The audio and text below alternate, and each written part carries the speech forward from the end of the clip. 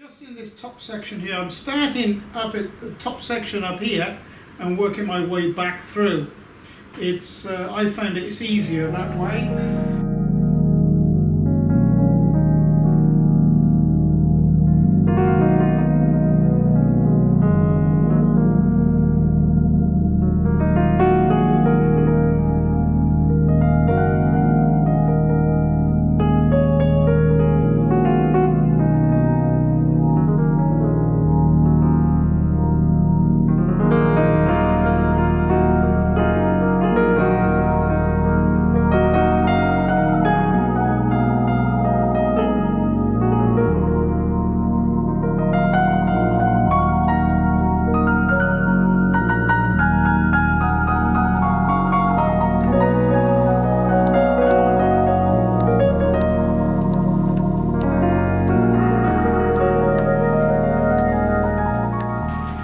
And there you have your umbilical cord for your CNC machine. Morning.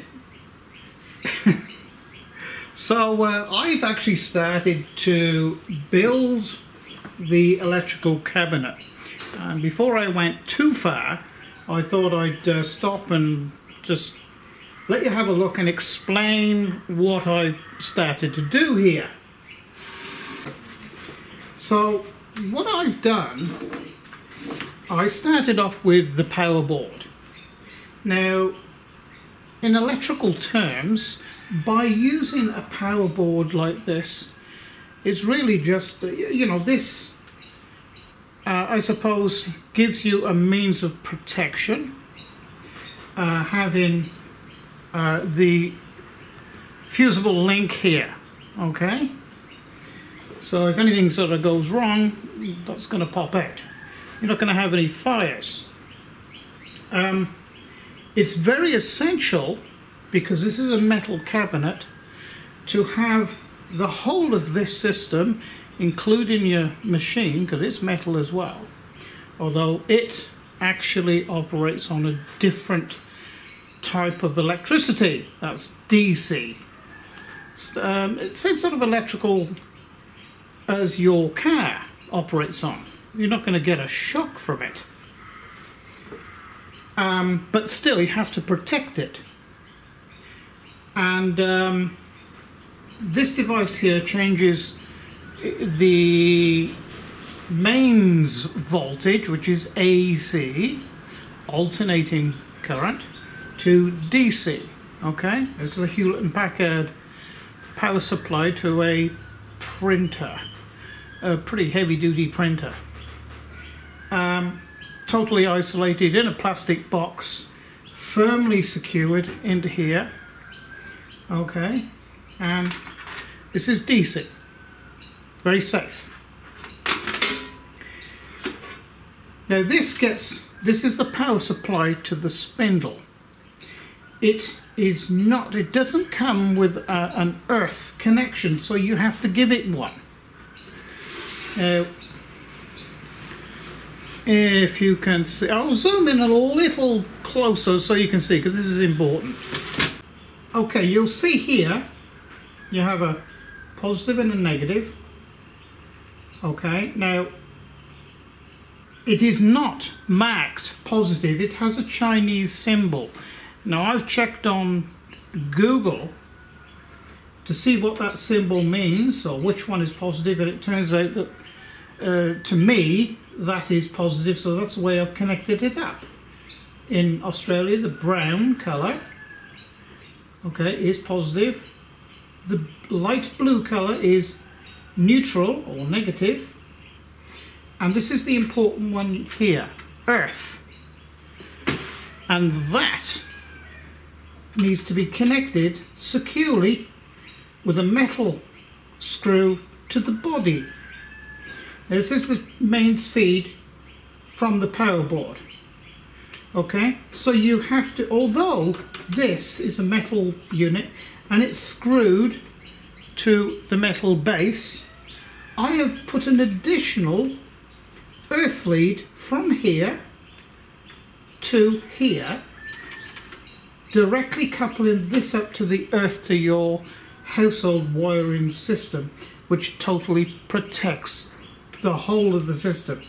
Now this is the only, I suppose, this is the important bit of the whole build. I advise you to seek advice from an electrician in your region. I've got one fan up here, little 12-volt fan, computer fan, which is sucking air in. I have another one here, which is blowing out, so I have a complete circulation right through the cabinet. Here, things really don't get too warm in here. However, it does get up to 45 degrees C in my workshop. In you know, it's summer. It's a metal workshop. Although I do have an air conditioner in here that blows at me, and you know, keeps me cool. It doesn't keep this cool. So you know, I like to have plenty of airflow through, just to you know, I make sure things do stay cool enough. This is a variable, the variable control that's supplied with this unit. This is going to be mounted about here underneath the SMC, and I do plan to have there's a bridge here on the unit where I can take that bridge out and put an on-off switch, which I am going to do as well, which will be next to this in the metal that covers here. Okay, so that's how we're going to attach it, and we're going to screw it into the base here. Just move that out of the way. I want to put it up here as far back as I can. Well, actually there. I don't want to interfere with these are feet. But I want to be able to get at these screws here easily.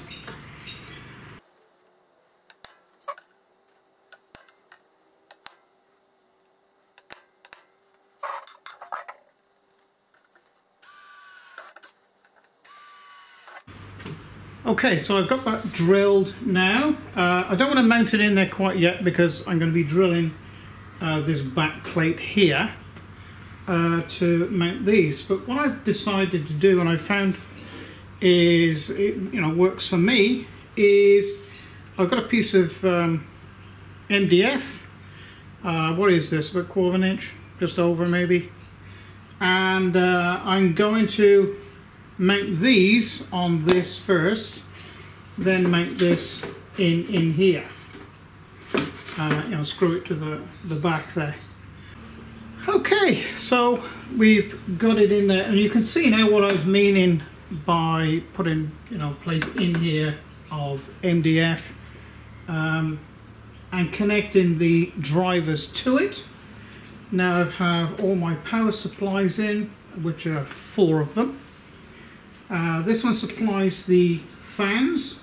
One sucks in, one blows out. This is the supply for the SMC controller that's going to be mounted in the what's going to be a door on here. I've got this power supply connected up now for the spindle, and this power supply all connected up now to supply power to the drivers to run the stepper motors. Okay, so at this point, what I normally do is I check to see everything lights up okay and is you know, sort of connected up okay. But if you're not sure, get a qualified electrician to just have a look at it and test it at this stage. So really, it's just turn it on. Fans have started up. That's 12 volt. You might be able to hear them singing away. Okay. Green light. You can see I've got a red light down in there, a green light there, that fan's going. It's all working. So now I can continue. Okay, so that is the, I suppose, the easy part. You know, getting all the main components into your box. You know, plenty of room around them to work. You can pull these plugs out and put wires on them, but I've left plenty of room in there to get a screwdriver in and actually do it in situ. So what I've decided to do is this umbilical cord now is going to have connectors in the top section up here. Oh, these are the connectors. These are aviation plugs. Okay. Now I've got, let me see. There's 2-pin, a 5-pin. Now that's for the, I'm using that one for the spindle, and also I'm going to run an earth through that and have a couple of spare connections. And for the stepper motors, 4-pin. So you've got a male and a female. It'll only go in one way. There's like a locating lug. There it is there. So it'll only go in one position. And now it's easier to put the wires on these when they're out of the unit. So what I'm going to do now, and this is the back panel, alright, so it slides in the back. So I'm now going to put all the holes in along here, and for these to be mounted, but I'm going to solder the wires on these first out here on the bench, and then, you know, put this in, assemble these plugs in, and then cut the wires off to the absolute length, and probably color code it with a, so I know which one is what. And I've actually written on the board here X, Z, Y, and Y's slave. So you know, you need to code these things so you don't get confused, because you know there's going to be what